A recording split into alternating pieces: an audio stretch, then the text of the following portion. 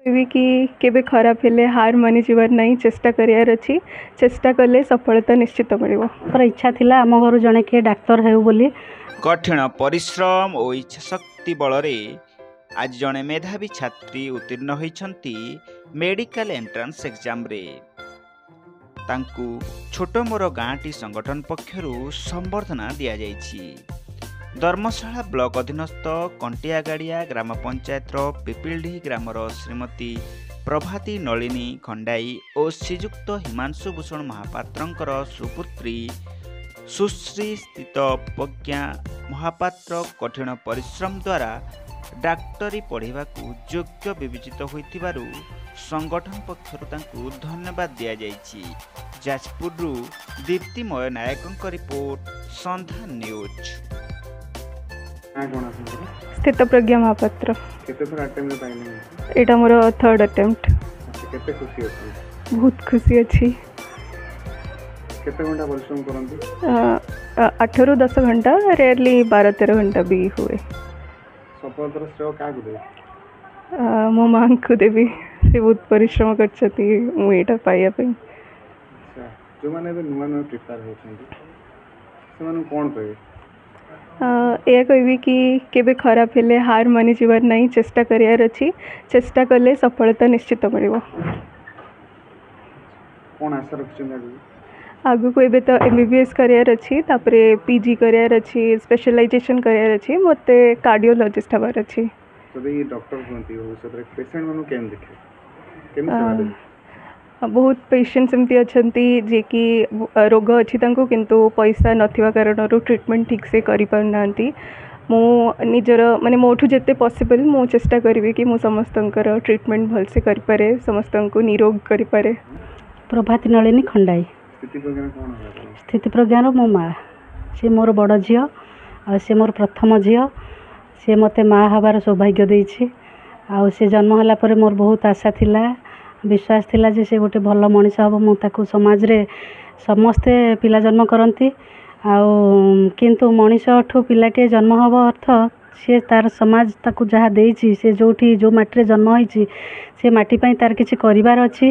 ତେଣୁ ତାର ସେ ବାପ ମା ଋଣ ବା ମାଟି ଋଣ ଏସବୁକୁ ଶୁଝିବାକୁ ସେ ତାର ପିଲାଟିଏ ଜନ୍ମ କରିଥାଏ। ଆଉ ସେ ପିଲାଟି ଦିନେ ଭଲ ମଣିଷ ହୋଇ ସମାଜର କିଛି କରିବ, ସେଇଟା ହେଉଛି ତାର ଆଶା ଥାଏ। ତେଣୁ ସେହିପରି ମୋର ମଧ୍ୟ ଆଶା ଥିଲା ଯେ ମୁଁ ଯାହାକୁ ଜନ୍ମ କରିବି ସେ ନିଶ୍ଚିତ ଭାବରେ ଜଣେ ଭଲ ମଣିଷ ହେବ ଏବଂ ମୋ ମାଟି, ମୋ ଦେଶ, ମୋ ଗାଁ, ମୋ ସମାଜର କିଛି କରିବ।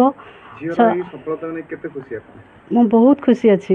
ମୋର ବହୁତ ଇଚ୍ଛା ଥିଲା, ମୋ ବାପାଙ୍କର ବି ବହୁତ ଇଚ୍ଛା ଥିଲା, ମୋ ପରିବାରରେ ପ୍ରାୟ ସମସ୍ତଙ୍କର ଇଚ୍ଛା ଥିଲା ଆମ ଘରୁ ଜଣେ କିଏ ଡାକ୍ତର ହେଉ ବୋଲି।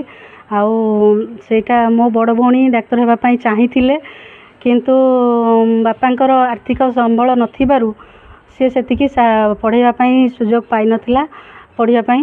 ତେଣୁ ବାପା ଚାହୁଁଥିଲେ ଯେ ମୋ ପିଲାମାନେ ନ ହୋଇପାରିଲେ ନାହିଁ, ମୋ ପିଲାଙ୍କର ପିଲା ବି କିଏ ହେଲେ ମୋତେ ଖୁସି ଲାଗିବ। ଆଉ ସେଥିପାଇଁ ମୋ ବାପା ବି ସହଯୋଗ କରିଛନ୍ତି ତାର ପାଠ ପଢ଼ାରେ, ବହୁତ ଆର୍ଥିକ ମାନସିକ ସବୁ ପ୍ରକାର ସହଯୋଗ କରିଛନ୍ତି, ତାକୁ ବହୁତ ଉତ୍ସାହିତ କରିଛନ୍ତି। ପିଲାଟି ଦିନରୁ ସେ ମାମୁଁ ଘରେ ରହି ପାଠ ପଢ଼ିଛି। ଆଉ ସବୁ କିଛି ପାଇଁ ମୁଁ ମୋ ବାପା ତଥା ପରିବାର, ଆମ ପରିବାର ଆଉ ତା ବାପା ସମସ୍ତଙ୍କୁ। ମୁଁ ଟିଚରସିପ୍ କରେ, ପ୍ରାଇମେରୀ ଟିଚର ଅଛି। ପରିଶ୍ରମ ତ କହିଲେ ତାର ଗୋଟିଏ କଥା ହେଉଛି ସେ ଖାଇବ ପଢ଼ିବ, ତାର ଆଉ କିଛି କାମ ନାହିଁ, ବୁଝିଲେ କି? ସେ ଖରା ସମୟ ହେଉ ଯେତେ ସମୟ ହେଉ ଖାଇବା ପିଇବା ବି ଭୁଲିଯାଏ ପାଠ ପଢ଼ା। ତା ଝିଅର ପ୍ରଥମ ସ୍କୁଲ ଥିଲା Byasanagar public school Jajpur road, ତାପରେ DAV ପବ୍ଲିକ୍ ସ୍କୁଲ ଚନ୍ଦ୍ରଶେଖରପୁର, ତାପରେ ଆଲେନ୍ ନେଉଥିଲା ଫିଜିକ୍ସ ବାଲା, ଅନଲାଇନ୍ କୋଚିଂ ନେଉଥିଲା। ଏବଂ ଝିଅ ପାଇଁ ଆମ ପରିବାର ଏବଂ ତା ମାମୁଁ ଘର ପରିବାର, ତାଙ୍କ ମାମୁଁ, ଅଜା, ମୋ ବାପା ସମସ୍ତେ, ତା ମା ସବୁଠୁ ବେଶୀ ଯଦି କିଏ ପରିଶ୍ରମ କରିଛି ବା ଯାହା ବି କରିଛି ତା ମାଆକୁ ସବୁଠୁ ଶ୍ରେୟ ଅଧିକ, ଯେତେ ଦେଲେ ବି କମ୍ ହେବ। ମୋ ନାଁ ଦେବବ୍ରତ ରାଉତ। ମୁଁ ଅଛି ଛୋଟ ମୋର ଗାଁଟିର ସଭାପତି।